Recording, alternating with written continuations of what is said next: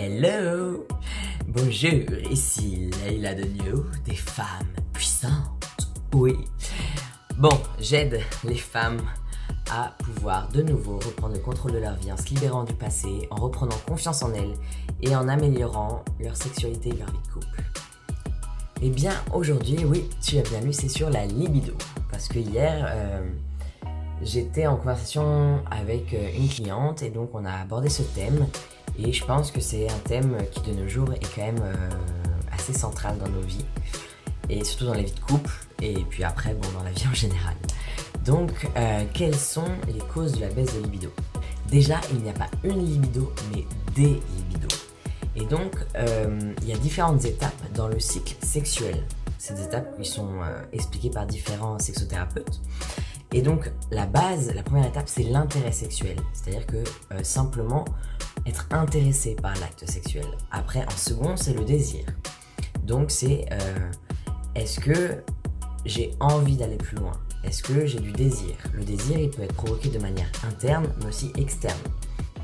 Et la troisième phase, c'est l'excitation. Donc là, c'est l'excitation corporelle dans le corps physique.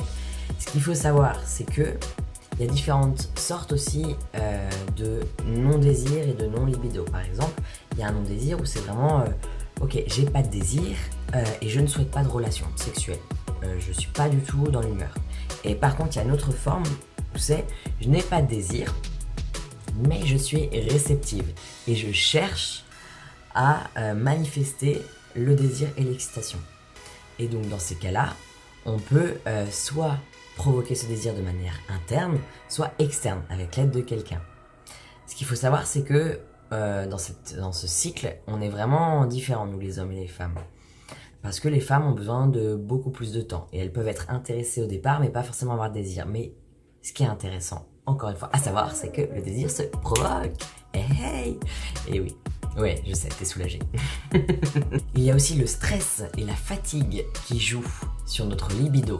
Donc, voilà, bien dormir, c'est évident.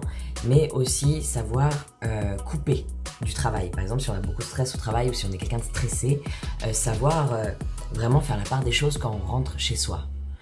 Parce que sinon, ça va influer déjà sur notre caractère, sur comment on est avec notre famille ou avec notre compagnon, mais aussi sur notre libido. Et parce que concrètement, un homme, quand il est vachement stressé ou quand il est trop dans le mental, il va pas avoir d'érection, ou en tout cas pas assez longtemps ou pas assez dur et tout. Et une femme, elle va pas être assez lubrifiée, voilà, parce qu'on est trop dans le mental. Et alors que là, c'est vraiment réussir à être dans le corps et dans le cœur. Alors ensuite, une baisse de libido, ça peut être aussi dû à des choses qui se passent dans ton corps. Et oui, parce que la libido, à la base, c'est quand même dans le corps. Donc, si tu es une femme et que tu prends la contraception, notamment la pilule, oui, ça chamboule hormonalement. Parce que, tout simplement, ça agit sur notre excitation. Donc, c'est pas top. Donc, à voir s'il n'y a pas une autre méthode de contraception qui serait mieux pour ta libido et pour ta santé aussi, globalement. Ensuite, il y a aussi le fait de manger beaucoup de sucre. Quand on mange beaucoup de sucre, il y a la glycémie qui augmente et il y a une baisse de testostérone. Donc ça, c'est aussi principalement pour les hommes, mais pour les femmes aussi. Donc le sucre, trop de sucre n'est pas non plus notre ami. Trop non plus de nourriture d'ailleurs, tout simplement, n'est pas non plus notre ami. Parce qu'à un moment donné, quand tu manges beaucoup trop, toute ton énergie, elle part vers la digestion. Donc t'as plus aucune énergie pour la libido. Voilà. J'en viens aussi à la libération des traumatismes du passé. Et oui, ça c'est vraiment très très important.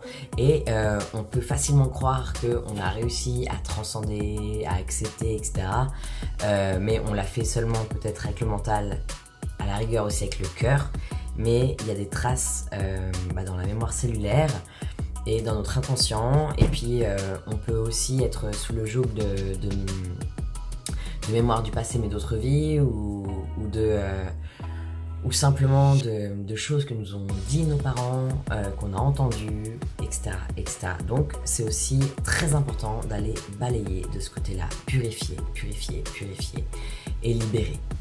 Et ça rejoint aussi la confiance en soi, parce que forcément, si t'as pas confiance en toi, ça va être beaucoup beaucoup moins fun. Parce que tu vas pas vouloir de lumière, parce que tu vas être mal à l'aise là, parce que tu vas te dire oui, il va croire que, parce que non, je peux pas lui demander ça, parce que... Alors que la base aussi pour des relations sexuelles épanouies et une bonne libido, c'est quand même avoir confiance en soi, avoir confiance en l'autre, si on est à deux, et tout simplement aussi s'autoriser le plaisir. Et s'autoriser le plaisir, c'est quand on est vraiment aussi aligné avec soi.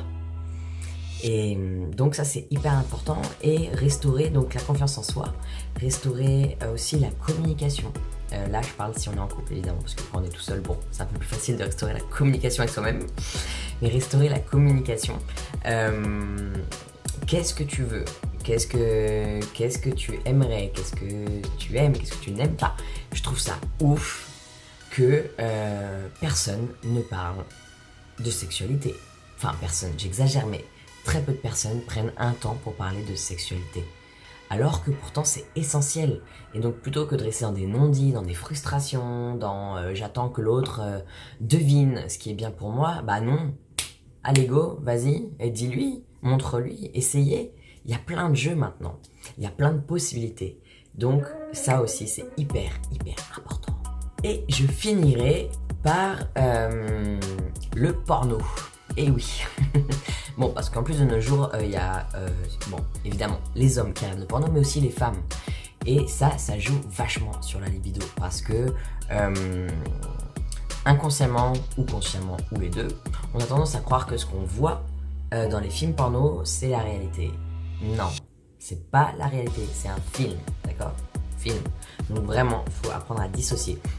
Surtout que si tu fantasmes sur le beau mec ou la belle nana, bah après tu vas être chez toi et tu vas regarder ton compagnon et tu fais ah ouais mais il est moins bien. Ouais, mais en fait en même temps c'est un film, donc c'est normal qu'ils prennent que des beaux mecs physiquement. C'est pas pour autant dire que c'est quelqu'un qui est super bien pour toi, qui va t'amener du plaisir sexuel. Parce que on est d'accord que le plus important ça reste l'intérieur. Et que quelqu'un qui est pas forcément physiquement super bien, et bah juste parce qu'il rayonne, il peut devenir super attirant. Et ça peut devenir le mari du siècle, et l'amant du siècle. Donc les films porno, si on est intéressé, pourquoi pas, mais regardez vraiment avec du recul. Voilà, ça c'est vraiment important, du recul. C'est une fiction. Là j'insiste vraiment dessus pour moi-même avoir très bien su ce que c'était que le porno. C'est une fiction et trop de personnes croient que c'est la réalité. Et ce qui est complètement fou. Et donc par exemple moi à un moment donné je me suis retrouvé avec des mecs dans ma vie privée où quand ils savaient que je faisais du porno ils essayaient absolument de reproduire ce qu'ils avaient vu à la télé. Non, ça marche pas ça. Donc voilà. Du recul, on s'écoute, on s'aime, on libère. Et si t'es intéressé par tout ce cheminement, bah en tout cas moi c'est ce que je propose aussi dans mes accompagnements. Donc de libérer du passé, de reprendre la confiance en soi, d'amener sur une nouvelle sexualité. Donc n'hésite pas aussi à faire le point avec moi en prenant un rendez-vous téléphonique où on fera un petit point ensemble pour voir si on peut être amené à travailler ensemble ou sinon comment est-ce que je peux te donner quelques clés, quelques solutions pour t'aider. Voilà, n'hésite pas à t'abonner évidemment à ma chaîne YouTube, oui, à mettre un petit like si tu veux, à partager, à faire ce que tu veux, juste montre-moi ton amour. Ah oui. Ouais, bon, ok. Et moi je t'envoie plein d'énergie positive, plein d'amour et une énorme libido.